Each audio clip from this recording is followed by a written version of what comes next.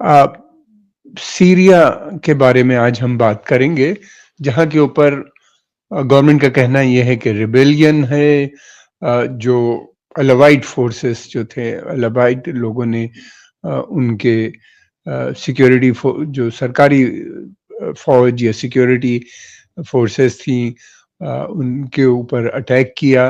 लेकिन अब जो रिपोर्ट आ रही है यूरोप से, खासतौर से सीरियन ऑब्जर्वेटरी जो है वो बहुत इम्पोर्टेंट है, जो सारी खबरें बशर अल असद जब वहाँ के राष्ट्रपति थे उस समय जो भी ह्यूमन राइट्स वायलेशन हो रहा था उसको वही डॉक्यूमेंट कर रहा था लंदन से, एक ऑफिस है।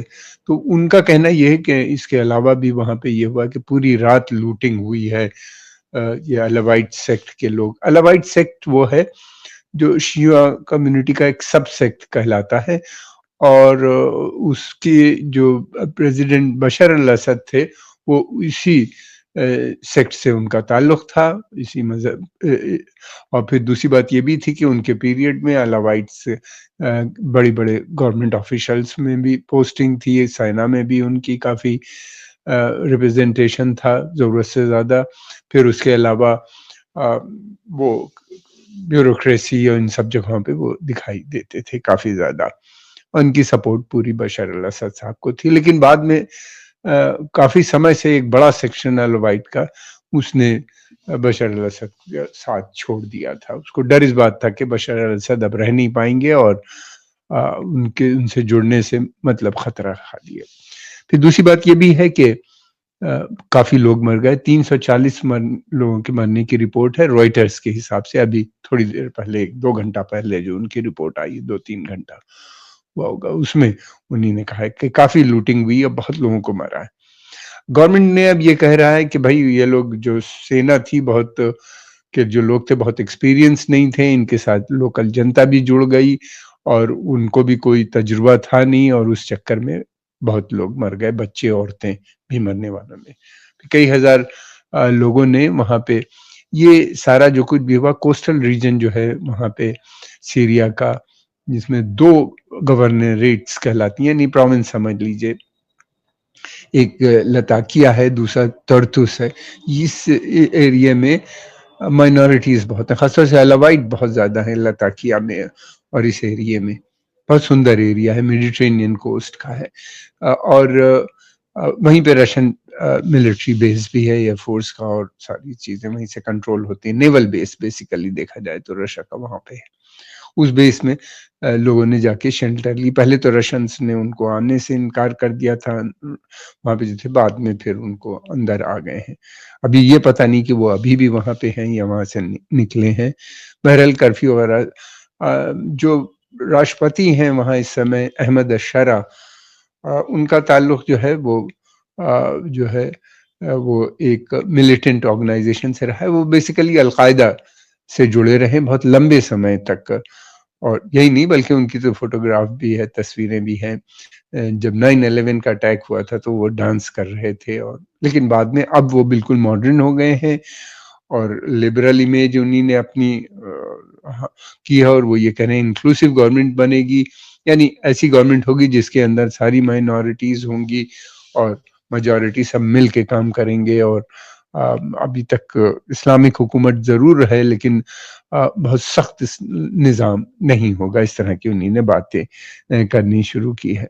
अहमद अशरा जो हैं वो, उनको सपोर्ट काफ़ी हद तक मिल चुकी है अरब देशों की। वो अरब देशों का भी दौरा कर रहे हैं और सीरिया में भी ज़्यादातर अरब देश।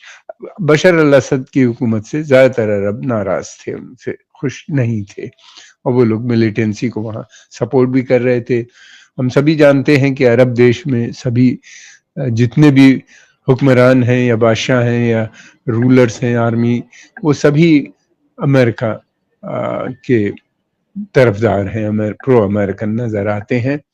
इस समय बहुत ही कम होंगे जो न्यूट्रल होंगे या अमेरिका के खिलाफ बात करते थे। जो भी खिलाफ थे वो तो रिजीम्स चेंज हो चुकी हैं, चाहे इराक हो या सीरिया हो या लीबिया हो, और भी दूसरी जगहों के ऊपर झगड़े चल रहे हैं या रिजीम बदली जा चुकी है। सूडान ये भी एक बहुत बड़ा इम्पोर्टेंट देश है नॉर्थ अफ्रीका का। तो वो इन जगहों पे वो जो है शरा, अहमद अशरा का कहना ये है कि वो लिबरल कौन शरा की जो मूवमेंट था, ये लता की ये क्या कहते हैं एक जो बॉर्डरिंग एरिया है टर्की का, वहां से शुरू हुआ था और वहां पे इनको पूरी सपोर्ट टर्की की हासिल थी और इन्हीं ने एक बड़े एरिया में अपना रूल बना रखा था और एक अपनी आर्मी भी कहा जाता है। उस आर्मी को जो इनके फोर्सेस थे, इस्लामिक फोर्सेस, उनको टर्की ने ट्रेन किया है। अब रिपोर्ट की आ रही है कि चेकोस्लोवाकियन फाइटर्स भी थे जो उनको ट्रेनिंग दे रहे थे, इसलिए कि वो बहुत से उनके पास काफी ट्रेंड लोग भी हैं, संख्या कम है उनकी। और मुश्किल ये है कि उसके अंदर और बहुत से छोटे बड़े ग्रुप हैं, 4 बड़े ग्रुप हैं जिन्होंने मिल के सत्ता कब्जा किया था, लेकिन उनके साथ और बहुत से थे। बड़ा ग्रुप जो है सब एंटी असद जो कैंपेन थी उसके ये लोग हिस्सा थे। ये यूनाइट तो हो गए हैं, लेकिन अब शरा के सामने, अहमद अशरा के सामने मुश्किल ये आ रही है कि किस तरीके से जो कट्टरपंथी विचारधारा है उसको मॉडरेट किया जाए। और फिर उसके बाद ये भी है कि माइनॉरिटीज के प्रति वहाँ काफी नफरत भी नजर आती है, क्योंकि जो बशर अल असद का रोल था उसमें माइनॉरिटीज को पूरी तरीके से सपोर्ट थी। लेकिन सीरिया ऐसा नहीं है। सीरिया में बशर असद के खिलाफ जरूर हो गए थे 2011 में जो अरब अपराइजिंग थी, उसमें आमतौर से जनता थी। लेकिन ये कि जो उनकी पार्टी थी बाथ पार्टी, उसमें बड़ी संख्या में, काफी बड़ी संख्या में सुन्नी भी था और उनकी सेना में भी काफी सुन्नी थी और आखिर वक्त तक कमांड एंड स्ट्रक्चर सेना का नहीं टूट पाया था, बाथ पार्टी भी थी। बड़ी संख्या में जो मेजॉरिटी कम्युनिटी सुन्नी मुस्लिम खिलाफ हो गए थे असद के 11 के बाद से धीरे धीरे, लेकिन वो ये नहीं चाहते थे कि वहां के ऊपर कट्टरपंथी धार्मिक संस्थाओं का रूल हो। यही कारण था शुरू से उन्होंने वहां के जो इंटेलेक्चुअल थे, बड़ी संख्या में इंटेलेक्चुअल हैं, इंजीनियर हैं, डॉक्टर हैं, सीरियन पूरे अरब देश में काम करते हैं, हम पहले भी बता चुके हैं। तो ये लोग नहीं चाहते थे कि वहां पे ऐसे। फिर दूसरी बात ये कि ये लोग ये भी नहीं चाहते थे कि खाड़ी के देशों का दबदबा बढ़े या अमेरिका है। ये नेशनलिज्म वहां पे बहुत डीप रूटेड है सीरिया में आज भी। तो ये प्रॉब्लम जो इस समय सरकार है उसके सामने आती रहेगी। दूसरी बात ये है कि अब जो है वहां के ऊपर फिलहाल कह रहे हैं कि काफी सिचुएशन कंट्रोल में है, लेकिन मरने वालों की संख्या काफी बढ़ चुकी है और नई आर्मी को एक्सपीरियंस नहीं है इस तरह की सिचुएशन को डील करने का, और जनता भी उनके साथ जुड़ गई थी एक उस एरिया में काफी बड़ी। तो ये एक बड़ी मुश्किल लगी है। एक और बड़ी समस्या है सरकार के सामने, वो ये है कि किस तरीके से वहां पे डेवलपमेंट का काम हो, किस तरीके से दोबारा आर्मी का गठन किया जाए, इसलिए कि सेना के जितने मिलिट्री डिपोट्स थे बड़े, उन सबको इजरायली सेना ने, एयरफोर्स ने डिस्ट्रॉय कर दिया एक के बाद एक। जहां भी उन्हें पता चलता है कि कोई ठिकाना है उसके ऊपर वो अटैक करते रहते हैं। इस गवर्नमेंट के आने के बाद भी, जबकि इस गवर्नमेंट को काफी सपोर्ट भी दी थी, उन्हें गवर्नमेंट को तो नहीं दी थी, उन्हीं ने अहमद अशरा की जो ऑर्गेनाइजेशन थी जबहतुल नुसरा, उसको काफी फंडिंग भी मिली है इनको बाहर की, इजराइल से भी और दूसरी जगहों से। उसकी पूरी डिटेल छप भी चुकी है बाहर। इसी के जो फंडिंग देता है वो डिस्क्लोज भी कर देता है बाहर के देश की प्रेशर बनाने के लिए। समस्या अब उनके सामने एक तो इकोनॉमिक क्राइसिस है। सीरिया को बिलियंस ऑफ डॉलर चाहिए, कम से कम 100-150 बिलियन डॉलर चाहिए वहां पे इमीडिएट, जिससे कि वो मुल्क को दोबारा से संगठित कर सकें। मुल्क बटा हुआ है, जो बटा हुआ है उसको तो लेना आसान काम नहीं है। एक पार्ट में अमेरिकन है, एक पार्ट में कुर्दिश पॉपुलेशन है, वो हाँ कुर्दिश है, तो दूसरी तरफ जो है इजराइल पूरा माउंट हरमन यानी गोलान हाइट का पूरा एरिया, और फिर नीचे दमिश्क से 20 किलोमीटर दूर है और वहां पे वो अपने मिलिट्री बेसेस भी बना रहे हैं। तो ये उनके सामने एक बड़ी मुश्किल है। दूसरी बात ये है कि डर इस बात का है कि वहाँ पे इतने ग्रुप्स हैं और इतनी माइनॉरिटीज़ हैं, सिविल वॉर के भी चांसेस नज़र आते हैं। मैं ये नहीं कह रहा हूँ कि होने जा रहे हैं, ऐसी जो सिचुएशन है इराक टाइप सिचुएशन है, इराक में भी यही हालत है कि माइनॉरिटीज़ बड़ी संख्या में थी वहाँ के ऊपर और उसी के कारण चलते हुए वहाँ बड़े लंबे समय तक सिविल वॉर चली। उसी तरह की सिचुएशन वहाँ भी डेवलप होती हुई नज़र आती है। सेना जैसे इराक की सेना को हटा दिया गया था, डिसॉल्व कर दिया था अमेरिकन ने, ये सेना इज़राइल की वजह से कि बराबर अटैक सेना के पास कुछ था ही नहीं लड़ने के लिए, वेपन्स नहीं थे, पैसा नहीं था, तो सेना डिसॉल्व हो गई है खुद से वहाँ पे। अब ये काफ़ी ट्रेन्ड लोग हैं और ये बड़े लॉयलिस्ट हैं, या तो बाथिस्ट हैं या सद्दाम या उनके मानने वाले हैं बशर अल-असद के। उस निज़ाम के बशर अल-असद तो अब जा चुके हैं, वो हिस्ट्री है, वो वापस तो नहीं आ सकते कभी भी, ना उनको कोई चाहेगा वापस लाना। लेकिन ये है कि वो जो बाथिस्ट आइडियोलॉजी है उसके हैं, वो धीरे-धीरे मैं समझता हूँ कम होंगे। दूसरी बात ये कि अमेरिका के सैंक्शन अभी भी लगे हुए हैं, उन सैंक्शन की वजह से भी इकोनॉमी को में प्रॉब्लम आ रही है और सैंक्शन हटाने की बात चल रही है, लेकिन अभी अमेरिका पूरी तरह से कन्विंस नहीं है। अमेरिकन तब तक नहीं कन्विंस होंगे जब तक कि सीरिया पूरी तरह से अमेरिकन इंटरेस्ट को आगे बढ़ाने की बात नहीं करेगा। ट्रीटीज और ये सब साइन करनी पड़ेंगे, तब उसके बाद यानी पूरी तरीके से जुड़ जाएगा। उसके लिए ये तैयार भी नजर आते हैं और इजराइल से भी संबंध इनको बनाने पड़ेंगे। इनको कोई आपत्ति नहीं है, ये बार बार कहते भी हैं कि हम इजराइल से नहीं लड़ेंगे, बातचीत से उनसे करेंगे और बातचीत से इजराइल खाली नहीं करने का, ये भी तय बात है। तो सिक्योरिटी चैलेंजेस उनके सामने ये है, पॉलिटिकल इनस्टेबिलिटी लगातार बढ़ती चली जा रही है एंड जो इजराइल ने पूरा जो एरिया कंट्रोल कर रखा है उसको छुड़ाना उनको मुश्किल लग रहा है। सेना पूरी तरीके से तैयार अभी नहीं हो पाई है। बहुत से ग्रुप्स हैं, मिलिटेंट ग्रुप्स हैं, उनके पास वेपन्स हैं और उनके दिल में काफ़ी नफ़रत भी है माइनॉरिटीज़ को लेके, ख़ासतौर से अलावाइट को लेके या शिया माइनॉरिटी जो दूसरी है उनके लिए भी। अब ये है कि एरिया है, पूरे एरिया जहाँ पे अलग-अलग माइनॉरिटीज़ का डोमिनेशन होते हैं। अहमद अशरा जो प्रेसिडेंट है उन्हीं ने बड़ी स्ट्रिक्ट वार्निंग इशू कर रखी है और वो चाहते हैं कि जल्द से जल्द वहाँ के ऊपर वो अमन शांति आए। अलावाइट पॉपुलेशन जो है यानी अलवी उनको कहा जाता है, उनकी पॉपुलेशन जो है ये 10 से 13% के करीब बताई जा रही है।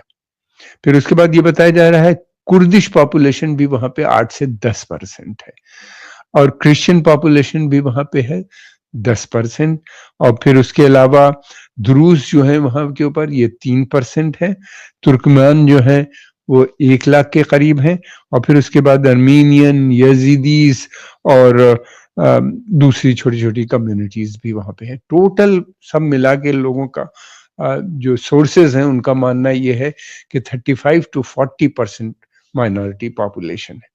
क्रिश्चियन कम्युनिटी वहाँ पे बहुत इंपॉर्टेंट है, पहले से थी। क्रिश्चियन ये सारी कम्युनिटीज पहले से थी। क्रिश्चियंस जो थे, क्रिश्चियनिटी का जन्म सीरिया में हुआ और उस जमाने में पैलेस्टाइन जो था और ये जो था क्या कहते हैं लेबनान, ये सब सीरिया ही का पार्ट होता था, ग्रेटर सीरिया कहलाता था। और ऑटोमन एम्पायर में भी ऐसे ही रहा, अलग एडमिनिस्ट्रेशन थे, सब कुछ सही था, विलायतें थी जिसको कहते हैं, गवर्नेट्स अलग अलग थी, लेकिन ये इसी तरीके से वो होता था। और जो सीरिया में ही गठन हुआ वहाँ पे क्रिश्चियनिटी का, सीरियन क्रिश्चियनिटी दुनिया में सबसे पुरानी इसीलिए कही जाती है और वहाँ से यूरोप से पहले, वहीं से फिर यूरोप और दूसरी जगह पे क्रिश्चियनिटी फैली, सेंट्रल उस तरफ क्या कहते हैं टर्की से होते हुए फिर और दूसरे जो ईस्टर्न यूरोप और यूरोप, वेस्टर्न यूरोप, बिकॉज वहाँ पे जो रूल था, ईस्टर्न रोमन एम्पायर का हेडक्वार्टर जो था कॉन्स्टेंटिनोपल यानी कुस्तुनतुनिया जिसको कहते हैं, ये था इस्तांबुल जो आज कहलाता है, वहाँ पे था।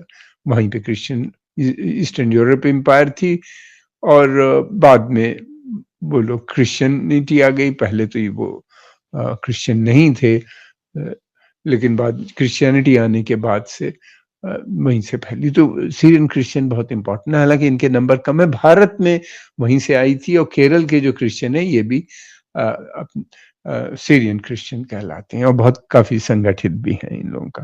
तो इस तरह इतनी बड़ी संख्या में 35 to 40% उनको दबाना आसान काम नहीं होगा। और मिलिटेंट ग्रुप्स जो हैं वो बहुत कट्टरपंथी विचारधारा के हैं, वो इस्लामिक स्टेट बनाना उनका विचार था। अहमद अल-शरा तो ज़रूर बदल गए हैं, हो सकता है उनके साथ कुछ लोग भी।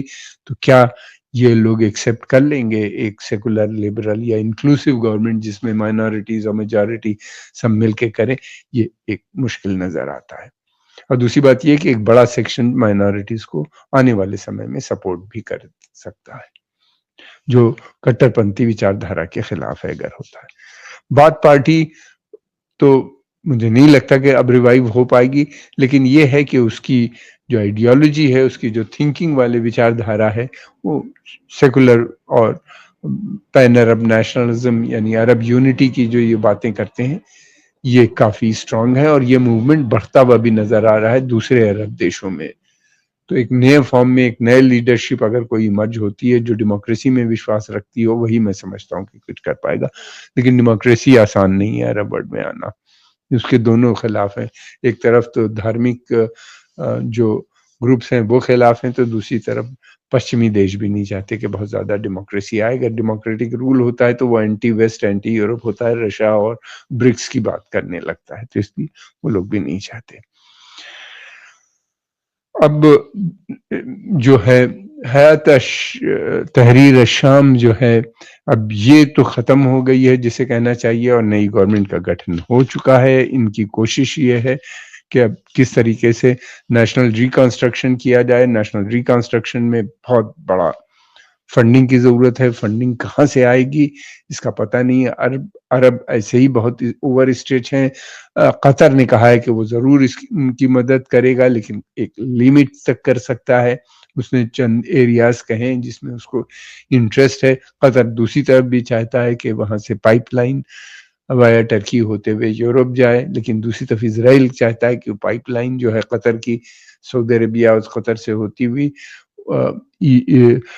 इज़राइल होते हुए जाए, इज़राइल हब बने, तो ये भी एक टेंशन का सोर्स बनेगा आने वाले समय में। हालाँकि इन सब ने काफ़ी सपोर्ट किया था सीरिया को, तो ये एक इज़राइल जो है वो काफ़ी शक्तिशाली देश है, उसका इन्फ्लुएंस यूरोप और अमेरिका में बहुत है। दूसरी तरफ ये है कि जो सोशल कॉन्ट्रैक्ट है, वो बिखरता हुआ नज़र आता है। सैकड़ों साल में ये एक यूनिटी बनती है, सारे ट्राइब्स और इथनिक और रिलीजियस ट्राइब्स की जो बनी थी, वो टूटती हुई सीरिया में नज़र आ रही है। ये एक बड़ा चैलेंज होगा किसी भी गवर्नमेंट को दोबारा से यूनाइट करना, इस नफ़रत को ख़त्म करके। और मैं समझता हूँ कि वो तभी संभव है जबकि एक डेमोक्रेटिक रूल हो, सबको का भागीदारी हो गवर्नमेंट के अंदर। इलेक्टेड गवर्नमेंट हो तभी हो सकती है वो मॉडरेट गवर्नमेंट। उसके लिए अभी सीरिया प्रिपेयर नहीं, और ना ही ये ग्रुप्स जो आए हैं सत्ता में। और दूसरी बात ये कि इज़राइल भी आसानी से वहाँ पे स्टेबिलिटी नहीं आने देगा, ना ही गवर्नमेंट वहाँ पे सेना का गठन करने को देगा। उसको वो उसने साफ कह दिया है कि अहमद अश-शरा ने कपड़े बदल लेने से, चोला बदल लेने से वो लिबरल नहीं हो गए। उनका वो एक आतंकवादी रहे जिसके ऊपर $10 मिलियन का की बाउंटी थी अमेरिका ने इनके सर पे, जिंदा या मुर्दा जो भी मारेगा या इनकी इंफॉर्मेशन देगा उसको देने की बात की थी। हालांकि अब अमेरिका में इस बात को कंसीडर किया जा रहा है कि इनको जो आतंकवादी स्टेटस विड्रॉ करा लिया जाए। और जो इनकी संस्थाएं थी जबहतुल नुसरा और दूसरी जो थी वो तो डिसॉल्व हो चुकी हैं, तो इसलिए उनके खिलाफ अब जो सैंक्शंस थे वो वैलिड नहीं होते, लेकिन कंट्री के खिलाफ होते हैं। दूसरी तरफ ये है कि वहाँ की आम जनता रिकंस्ट्रक्शन में इन्वॉल्व है, माइनॉरिटीज भी और मेजॉरिटी के भी लोग, सुन्नी शिया सब मिल के, क्रिश्चियन दुरूस, सड़क को साफ करना, मलबे को हटाना, फिर उसके बाद वोकेशनल ट्रेनिंग देना लोगों को बगैर गवर्नमेंट की मदद के, ये सब काम कर रहे हैं। फिर उनको कल्चर की भी फिक्र है, एजुकेशन को भी वो ये टेम्परेरी शेल्टर्स बनाए हैं। जिसके अंदर स्कूल उन्होंने दोबारा से चलाने की बात करी थी कि बहुत से स्कूल ध्वस्त हो चुके हैं। तो इस तरीके से फिर उसके बाद ये है कि जो डायस्पोरा यानी सीरिया से बाहर जो यूरोप वगैरह में बड़ी संख्या में लोग हैं सीरियन मूल के, वो काफ़ी पैसा भी अपने परिवार को सपोर्ट करने के लिए वहाँ से भेज रहे हैं। अब ये देखना है कि किस तरीके से उनकी इन जो लोग इस काम में लगे हैं, वो चाहते हैं कि कल्चर वहाँ पे रहे और एक जो है अरब कल्चर की वो लोग बात करते हैं और वो उनका क्लैश सीधा जो है इस्लामिक जो ऑर्गेनाइज़ेशन है जो इस्लामिक कल्चर की बात करती हैं, उनसे उनका सीधा है। उनका कहना ये है कि इस्लामिक कल्चर नहीं है बल्कि बिदुइन अरब कल्चर को इस्लाम के नाम पे थोपा जा रहा है पूरी दुनिया में। तो इस तरह के बहुत सीरियस डिफरेंसेस हैं। अब देखना ये है कि अहमद अशरा इनको आने वाले समय में किस तरह टैकल करते हैं या कर पाते हैं। उनके लिए ये एक बड़े बड़ा चैलेंज होगा। हम आपके आभारी हैं, आपने समय निकाल के इसको देखा। अगर पसंद आए तो इसको लाइक कीजिए, सब्सक्राइब कीजिए और आगे प्रमोट भी दोस्तों अ, और दूसरे ग्रुप्स जो हैं उसमें भी भेजने का कष्ट करें। हम आपका बहुत-बहुत धन्यवाद।